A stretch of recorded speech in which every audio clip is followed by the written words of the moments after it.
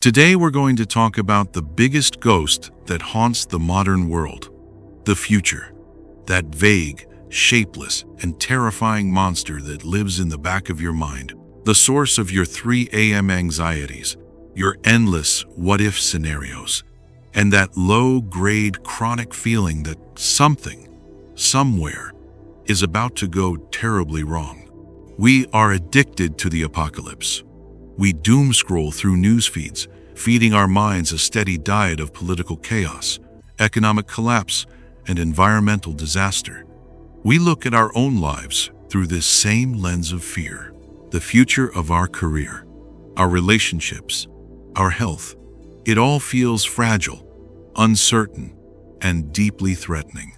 We spend our lives like amateur meteorologists, obsessively tracking a storm we cannot control, wringing our hands and worrying about a forecast that is, by its very nature, a guess. But what if this is a choice? What if the fear of the future is not a mandatory tax on being alive? What if it's a prison we have built for ourselves, and we are holding the key? 2 of the greatest Stoic philosophers, Epictetus and Seneca, saw this self-inflicted torture with perfect clarity. They weren't just philosophers. They were master navigators of the human soul, and they left us a complete blueprint for how to sail through any storm, how to face any forecast, with an unshakable and tranquil mind. This is the Stoic art of not fearing the future. Let's start with the foundational principle, the master map for all of Stoic thought, given to us by Epictetus. He was a man who had every reason to fear the future. He was born a slave, his own future entirely in the hands of others. Yet, he discovered that the most important part of him was always free. He built his entire philosophy on one life-altering distinction. As he taught, happiness and freedom begin with a clear understanding of one principle. Some things are within our control, and some things are not. This is the Stoic compass. It is the one tool you need to navigate the chaos of life. Before you allow yourself to feel fear or anxiety about anything, you must first ask this simple question: is this thing truly within my control? Let's be brutally honest and apply this to the future. What, specifically, do you fear? A recession that could affect your job? Not in your control. The health of your loved ones?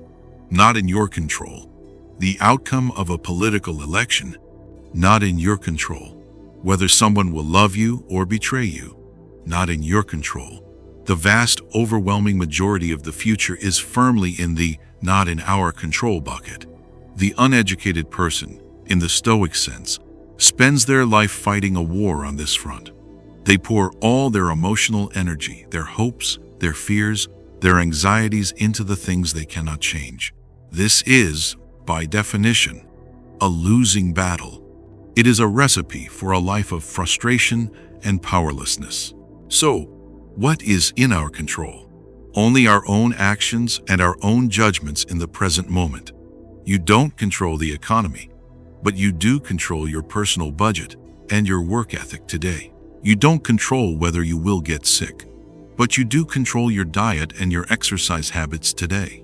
You don't control the outcome of the relationship, but you do control whether you are a virtuous, loving, and supportive partner today. The Stoic reframe is radical. The future is not a destination to be feared and obsessed over. It is simply a direction of travel.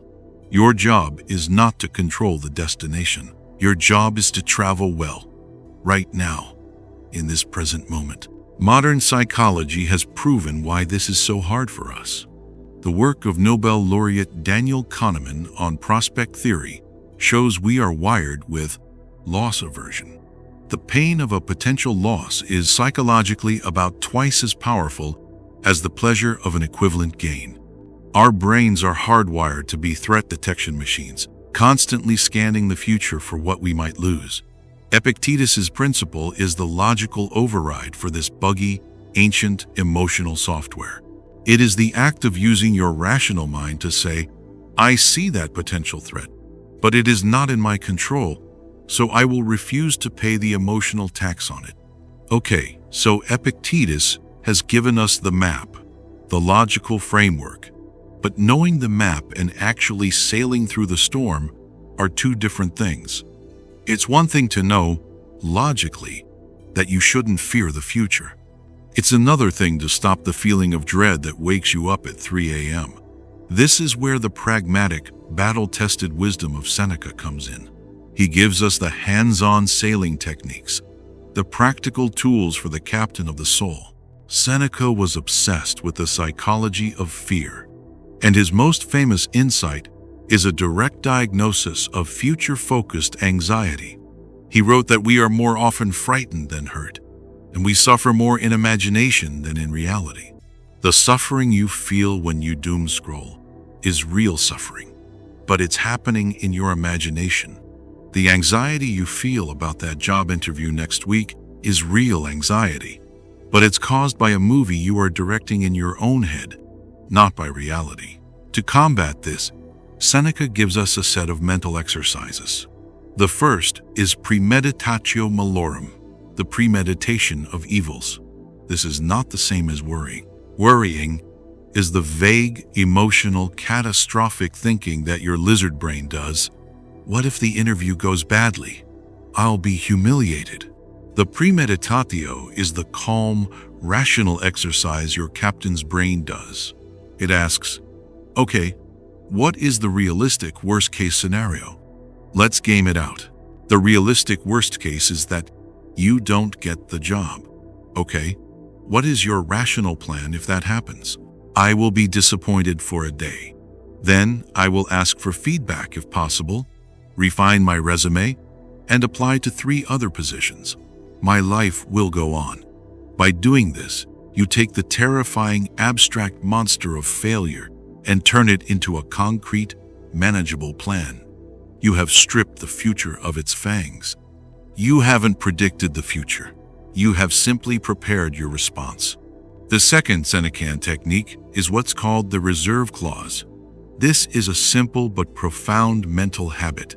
For every plan you make, you add a silent asterisk, a mental footnote that says, fate permitting, I will arrive at my meeting on time. Fate permitting, I will finish this project by Friday. Fate permitting.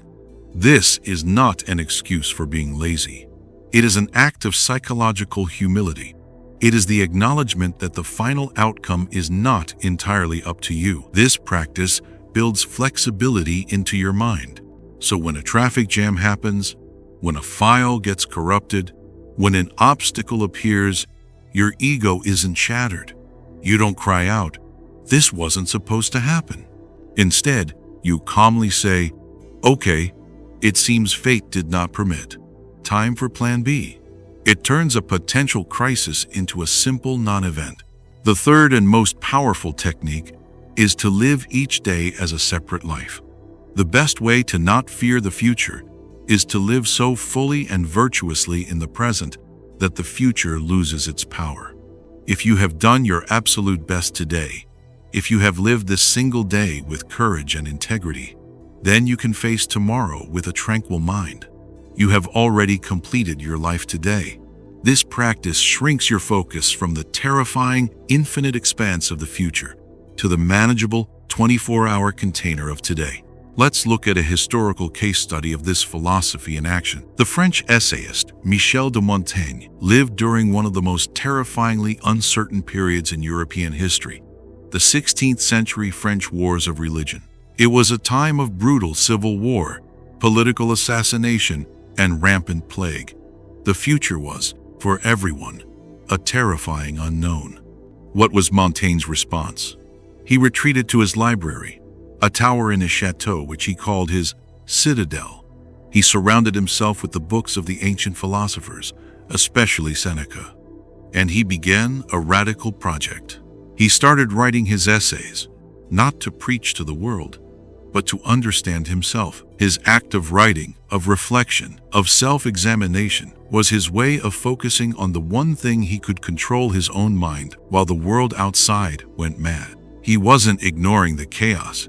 He was building a fortress of reason and sanity in the middle of it. He was a captain, calmly studying his maps and reinforcing his ship while the storm raged outside. He accepted that the future of France was not in his control, but the future of his own character was. So this is the complete Stoic system for facing the future without fear. It is a partnership between the framework of Epictetus and the techniques of Seneca. First, you use the Epictetan compass. For any potential fear, you ask, is this in my control or not? This tells you where to focus your energy. Then, you use the Senecan toolkit. For the things you can control your actions, your plans, you apply the reserve clause. Acknowledging the final outcome is not yours. For the things you cannot control, the potential disasters of the future, you use the premeditatio malorum to rationally plan for them, stripping them of their emotional power. And at all times, you bring your focus back to the only time that is real, the present day, lived as a complete life. The future is an uncontrolled storm. The news will always be filled with reasons to be afraid. The world will always be uncertain. Stop being a terrified passenger, screaming in the cabin. Your education in Stoicism is your captain's training. It is time to take the helm. Remember the map, and remember the techniques. Know what is in your control, and what is not. And for all the rest, plan without panic, act with humility, and live fully in the present. That is how a Stoic sails.